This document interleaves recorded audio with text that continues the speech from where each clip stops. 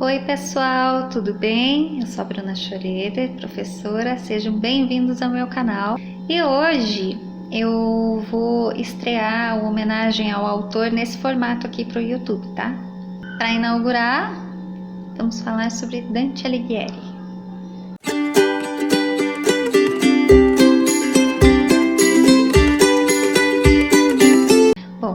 Muitos de vocês podem ter ouvido falar sobre a obra A Divina Comédia. Eu até trouxe ela aqui hoje para mostrar para vocês, que a gente vai conversar um pouquinho sobre ela também.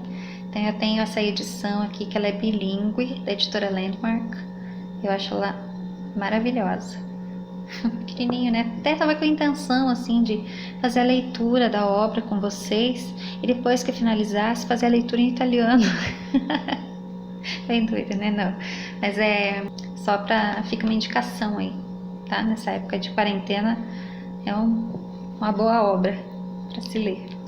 Então, vamos falar um pouquinho sobre o Dante. O nome completo dele é Dante Alighiero degli Alighieri, tá? Não se sabe ao certo a data do nascimento dele, porque nessa época em que ele nasceu, que foi em 1265 depois de Cristo,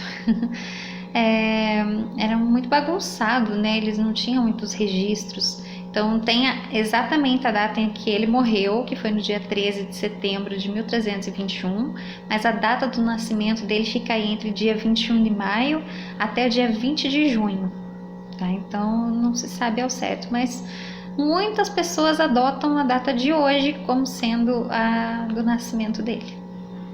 Enfim, eu tô adotando também, por isso que eu vim gravar rapidinho esse aqui para não perder o foco, né? Aí ele nasceu em Florença, na Itália. O Dante começou a escrever aos 16 anos os seus primeiros sonetos. Ele também atuou na política, o que inclusive vai influenciar e impactar muito em sua vida, levando ele até o exílio.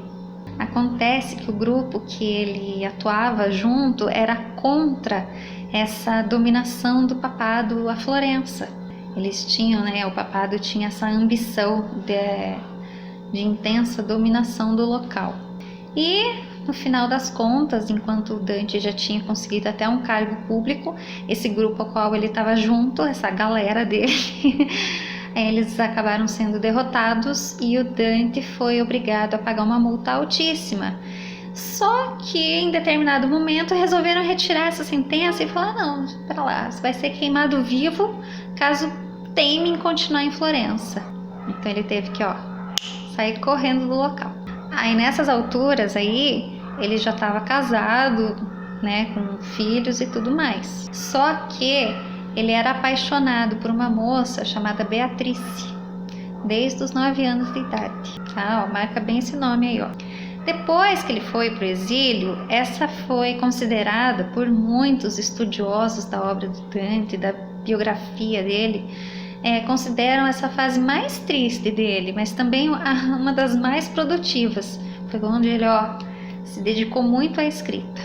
Nessa época ele escreveu Il Convivio, que era um compêndio aí de 15 livros, mas essa obra acabou ficando incompleta. Tem o Divulgare Eloquentia e o de Monarquia.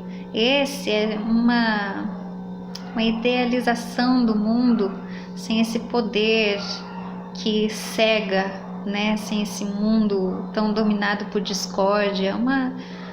É um desejo utópico dele, né? De ver o poder espiritual e civil atuando juntos. Então, agora que a gente deu uma pinceladinha aí breve sobre a vida um pouco política dele, né? Um pouquinho de algumas obras que minha intenção é não falar tanto sobre isso, assim, mas focar na maior obra dele aqui também, mas pincelar um pouco sobre a vida dele, do maior poeta italiano da literatura medieval. Olha, o cara não era fraco não, né?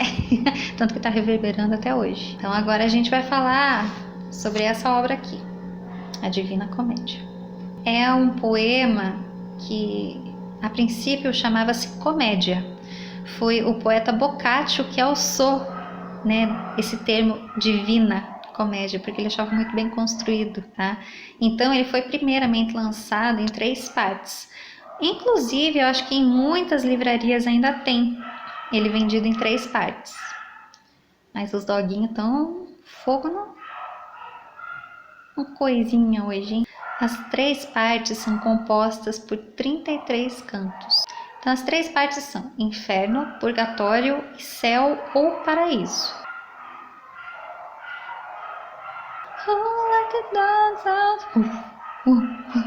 A primeira parte foi lançada em 1317, a segunda em 1319 e a terceira somente após a sua morte, que foi em 1321. Essa obra, ela consiste numa métrica chamada terzarima, que ela é nada mais eu vou ter que ler para vocês aqui, mas eu vou mostrar um trechinho ali, que é a estrofe de 3 versos, em que a primeira rima com a terceira e o segundo de cada estrofe rima com o primeiro da próxima estrofe. Tudo aqui gira em torno do número 3. Esse número ele significa a perfeição para a teologia escolástica, qual o Dante se identificava bastante. Então eu vou pegar aqui um trechinho random aqui, né, um trechinho aleatório, para mostrar rapidamente aqui. Eu nem sei se posso mostrar o nome, mas eu vou mostrar. Ó, por exemplo, aqui da primeira estrofe. Ele está falando: adianta, quebranta. A primeira e a terceira, adianta, quebranta, e punho, o segundo, ó, vem da próxima estrofe aqui, ó. Testemunho, tá? É isso. Ah, e tem uma coisa. Vocês lembram, assim, que eu falei da mocinha, né, da Beatriz, que ele era apaixonado desde os 9 anos de idade. Ele escreveu para ela em 1292, 2 anos após a morte dela, um livro chamado La Vita Nuova, que é uma coletânea de poemas para ela, sobre esse amor mais espiritual que ele sentia. Inclusive, ele só vai cumprir uma promessa que fez para ela num desses poemas dessa obra aqui, na Divina Comédia. Ele só vai finalizar ali, vai cumprir com a palavra dele, tá? Então agora eu quero passar 2 referências, assim, porque essa obra ela serve de enredo para muitas outras até hoje, reverbera, né? Mas eu quero trazer 2 exemplos de obras um pouco mais novas, tá? Eu queria falar de uma adaptação, que foi a novela Sete Pecados, do Valcir Carrasco. Se eu não me engano, ela foi exibida entre 2006 e 2007, que tinha o Dante, que era o personagem do Reinaldo Giannichini, e da Beatriz, que era a Priscila Fantin. E ele tinha vida, casado, com filhos e tudo e tal, a vida toda certinha, até que ele esbarra na Beatriz.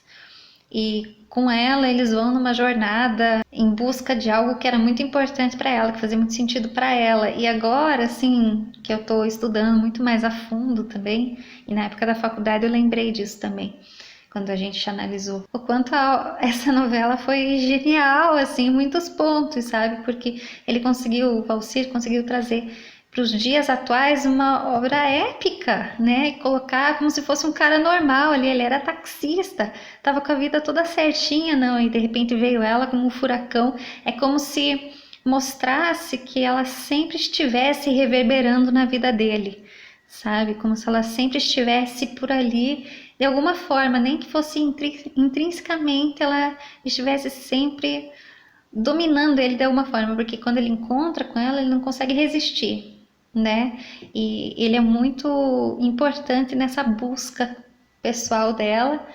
É como a promessa do Dante para Beatriz nesse outro livro, no La Vita Nuova, que ele acaba cumprindo aqui. Então, é interessante, pelo menos eu achei, né? E outra, também um pouco mais recente, assim, que essa obra foi usada como enredo, foi do livro Inferno, do Dan Brown. Lembra daquele personagem Robert Langdon? Ele também foi adaptado para o cinema, né? O Robert é o Tom Hanks. E é muito interessante porque você tem que conhecer um pouco da vida do Dante e muito da obra para poder entender muitas das questões que eles levantam ali, de toda a simbologia que tem, porque o vilão esconde coisas, né? Pistas nas obras, nos quadros, na máscara, né?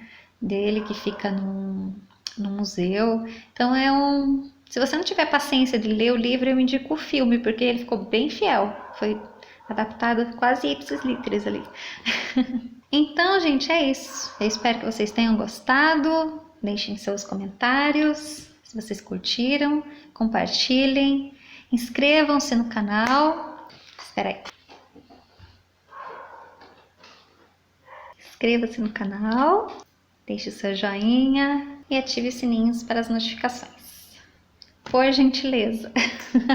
Gente, me digam se vocês gostaram, assim, de contar um pouquinho, algumas curiosidades, né, que eu pincelei um pouco a vida dele.